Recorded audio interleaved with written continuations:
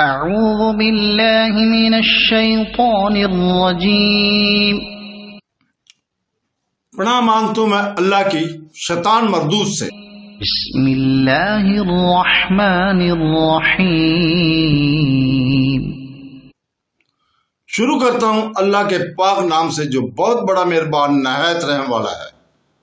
هل ينظرون إلا أن يأتيهم الله في ظلل من الغمام والملائكة وقضي الأمر وإلى الله ترجع الأمور۔ کیا لوگوں کو اس بات کا انتظار ہے کہ ان کے پاس خود اللہ تعالیٰ ابر کے سائبانوں میں آ جائے اور فرشتے بھی اور کام انتہا تک پہنچا دیا جائے؟ اللہ ہی کی طرف تمام کام لوٹائے جاتے ہیں۔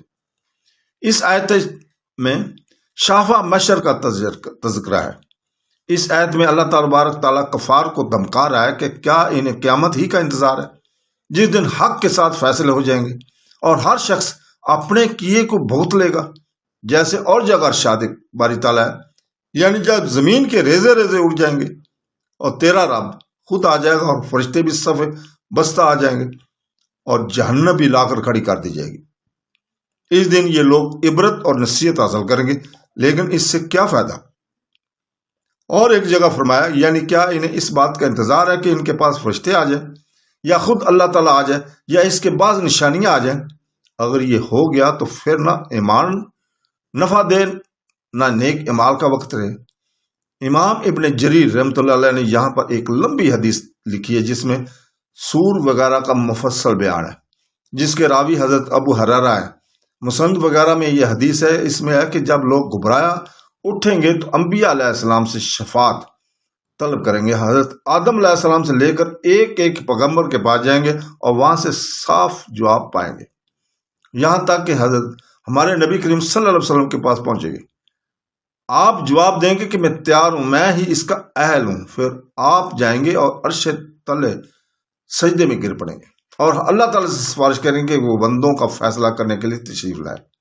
اللہ تعالیٰ آپ کی شفاعت قبول فرمائے گا اور بادلوں کے سائبان میں آئے گا، آسمان دنیا ٹوٹ جائے گا اور اس کی تمام فرشتے آ جائیں گے، پھر دوسرا بھی پھٹ جائے گا اور اس کے فرشتے بھی آ جائیں گے۔ اسی طرح ساتوں آسمان شک ہو جائیں گے اور ان کے فرشتے آ جائیں گے، پھر اللہ تعالیٰ کا عرش اترے گا اور بزرگ تر فرشتے نازل ہوں گے اور خود وہ جبار اللہ تعالیٰ تشریف لائے گا۔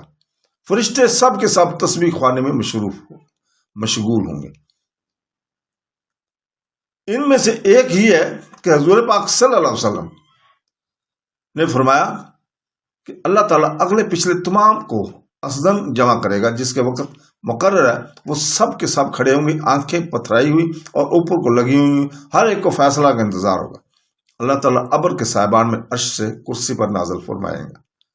ابن ابی حاتم میں ہے، عبداللہ بن عمرو فرماتے ہیں کہ جس وقت اللہ تعالیٰ نزول فرمائے گا تو مخلوق اور اس کے درمیان 70,000 پردے ہوں گے، نور کی چکا چوند کے اور پانی کے، اور پانی سے دل بہل جائیں گے۔ ظہیر بن محمد رحمۃ اللہ فرماتے ہیں کہ وہ بادل کا سائبان یاقوت کا جوڑا ہوا جوہر اور ایسی آوازیں آ رہی ہوں گی۔ حضرت مجاہد رحمۃ اللہ فرماتے ہیں کہ یہ بادل معمولی بادل نہیں بلکہ وہ بادل ہے جو بنی اسرائیل کے سروں پر وادی طے میں تھا۔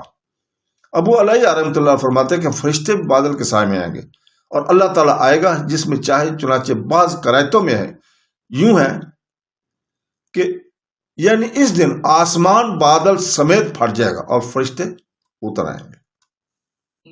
صدق اللہ العظیم۔